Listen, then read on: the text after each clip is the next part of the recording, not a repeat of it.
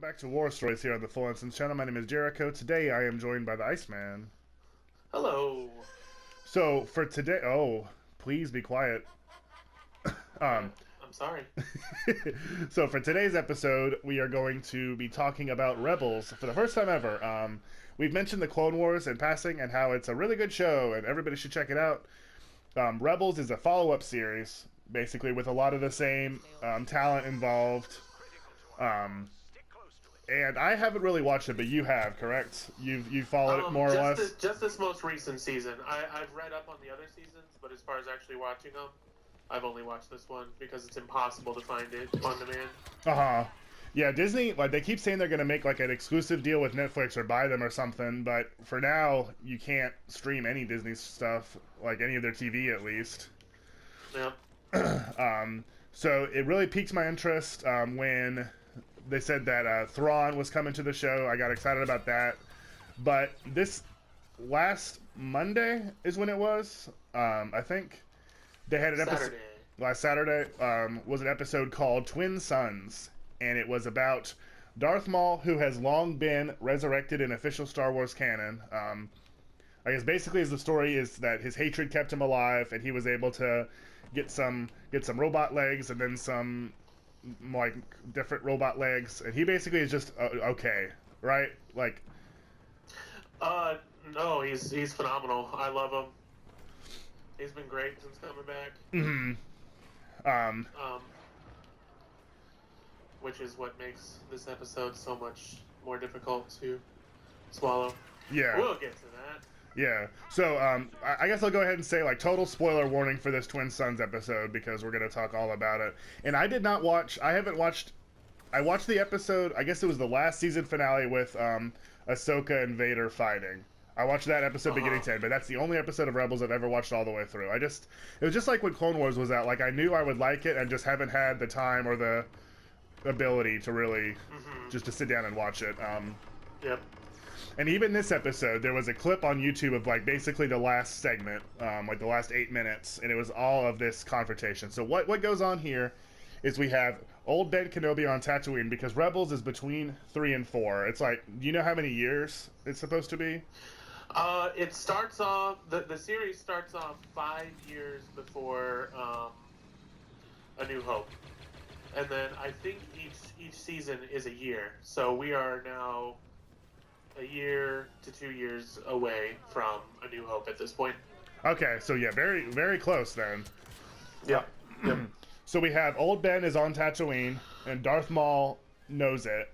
So he is sending his sort of apprentice, the protagonist of the show, I can't remember his name right now. Ezra Bridger. Ezra Bridger is sort of Maul's apprentice, because Maul he just goes by Maul now. He's not Darth Maul because he's been betrayed by the Sith so many times and has had so much terrible stuff happen to him. And he's old at this point too. He's got to be like in his 40s or 50s. If you assume he's probably 20s in episode 1. Right. Yeah, he's 30. Yeah. He'd be in his 50s. So it's not about the Sith anymore. He's just Maul. So even though he looks all spooky, Ezra sort of is training under him, but it's not like an official thing. But so Maul tricks Ezra to going to Tatooine because Maul learns that Obi-Wan is there and he wants revenge for what happened in episode 1. And in the events of Clone Wars, where Obi-Wan was mean to him again. So they have this confrontation where they sort of talk about how like Obi-Wan, and the one thing I will say is the voice acting is so good. He sounds exactly like Alec Guinness. It's insane. Incredible. And it's like the tiniest bit of Ewan McGregor in there too. Like just it's so good. Like a highlight of the episode. And Obi-Wan is like, you know, if all you ever have is revenge and like domination and stuff like that in your heart, then your heart is really empty. Like you have nothing, Maul. And Maul's like, well, you don't know anything. So you're a Jedi. Like, it's really cool. It's night on Tatooine. Like, they're just kind of talking. It's like a really well composed, interesting scene. And then Maul draws his lightsaber, so they fight. Obi-Wan blocks 3 moves.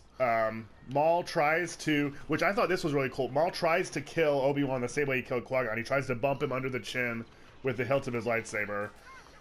And Obi-Wan saw it coming, slices right through the lightsaber and Maul and kills him. The fight lasts seconds. So, yeah. So what do you think about that? I'm real upset. And I'll tell you why. The whole point of bringing Darth Maul back in Clone Wars and now Rebels is because of how popular he was with fans and how disappointed people were that he died after just one movie. So the whole point is to bring him back and be like, hey, look, he does a lot of cool stuff too, like way cooler than he is in the movies. Mm-hmm. Way cooler in the cartoons than he is in the movies. Sorry, I don't know how to speak today. And they have been building this showdown since Darth Maul came back on Rebels, and really, if you count the Clone Wars, they've been building this showdown between these two for literal years. Yeah. And I think they kind of, I mean, it made sense with the story that they were trying to tell, but I thought that it kind of made Darth Maul look a little silly. Yes, I am very much of two minds about it. On the one hand, I totally agree with you that they brought him back because he's a cool character and they can do a lot with him. And then they made a big deal about this confrontation, and then he just beats him like literally with the greatest of ease. Like we're not overstating their fight at all. Like he just kills him, easy, easy. So that I am upset about. And then on the other hand, and I don't even really like this, but I think that they are trying to say something with it. And it's either that maybe the creators didn't, like, it wasn't their idea to bring Maul back and they felt like they were forced to and they didn't like it. So this is them saying, look, Maul was never supposed to be important. He always was an animal. He was always just driven by rage and revenge, just like Obi-Wan said to him. And he's dead. He cannot hold a candle to Obi-Wan. He never should have been back. And this is the proof, is that when it finally comes down to it one-on-one, even as an old man, he is just completely overpowered. So, I guess maybe that's the point they're trying to say. But why? I mean, I don't know. I don't know why they want to say that, unless that's really how they feel, like they were forced to bring him back and they just But I don't know, it still feels like a slap in the face to have it built up so much and then it just be, I mean, it was nothing, like literally nothing. Mm-hmm. Like, it really was just like air being let out of a balloon, just yeah, like, yeah, again, not to overstate it, but like Obi-Wan's only offensive move in the duel was to kill him. Like he blocked him twice and then killed him. It was like seconds of the fight, and it was just very nothing. After a lot of build up, it just okay, this is what you wanted to tell, and I almost hope that they just wanted to prove a point about how, it's awful that we had to bring it back in the first place, and we're not happy with it. But I mean, because if not, then why? Why? Just, I don't know. It's hard to see the logic. Huh? It's hard to see the logic in their decision. Yeah. I don't know. Maybe Dave Filoni, he's the showrunner. Mm-hmm. Maybe he'll do an interview or something and tell us what the logic was behind that, because it really doesn't make a whole lot of sense to me. Yep. I'm super glad that they didn't do this in the season finale, because I was really wondering why they were giving this battle to us now. Right. So. And I guess the season finale, they're saying that Luke is going to be in it. Have you heard about that? No. Pablo Hidalgo, the God King of Star Wars, was talking about it on Twitter, like just hinting at it, but he was like, The guy at the end of the kid at the end of the next episode is 17 or something like that. And like, who else could it possibly be? And the timeline is just right. Right. And they're on Tatooine now. Well, there was a little scene at the end of Twin Sons. Did you see that? No. That might have been what he was talking about. You see Obi-Wan riding in the desert on one of those big lizard horses. Uh-huh. And he's like a few hundred feet from the Lars homestead. And you hear Aunt Beru shouting, "Luke, Luke!" And then you see a little figure running across the screen in front of the two sons. Oh, okay. So I guess that's it then. That part is actually really, really, really pretty. Really, I loved everything about it. It played the binary sunset the entire time. It was wonderful. I have to look it up again just to watch that part. Uh-huh. It almost makes everything else worth it. Like, it's an incredible shot. Yeah, I guess he won't really be in it then. Like, it was just to show, like, this is where we're all at. Do you think it was implying that that's the beginning of episode 4 when she's saying Luke, or is she just always calls him like that?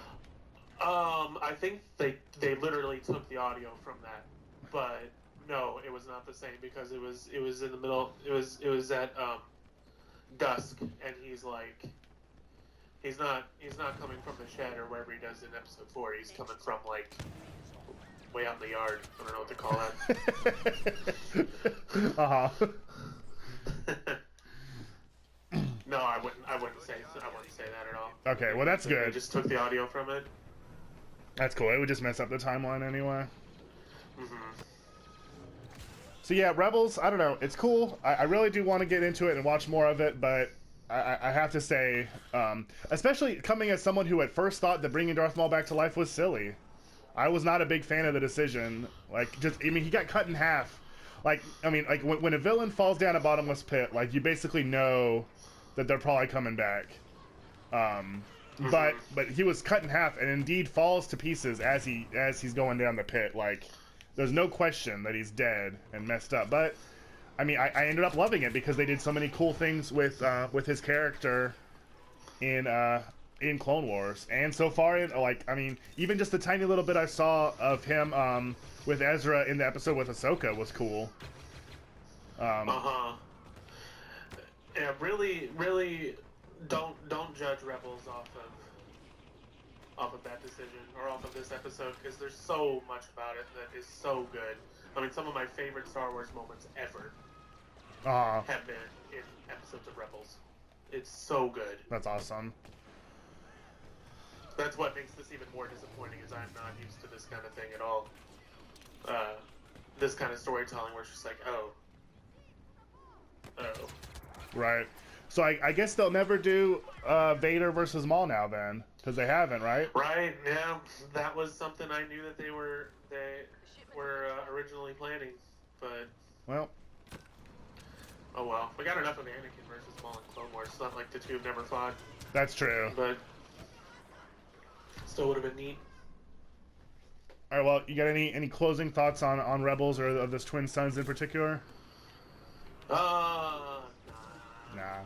So yeah, it still is cool. I would recommend checking it out. And like I said, I don't think I hate it entirely. It's just a very strange decision, and we'll have to see. It just depends on where they go from here. I keep honestly thinking about Goldberg and Lesnar. When Goldberg just destroyed him when they were building up so much, is like, okay, so that's interesting, but now what? Is sort of my same feelings. But thank you guys so much for watching. If you enjoyed, make sure you leave a like down below and maybe subscribe so you don't miss War Stories on Tuesdays and Thursdays. But there's content coming every single day here on the Full Instance channel. Thank you as always to the Iceman for joining me, and we will see you guys soon. I don't know about you, but we're full.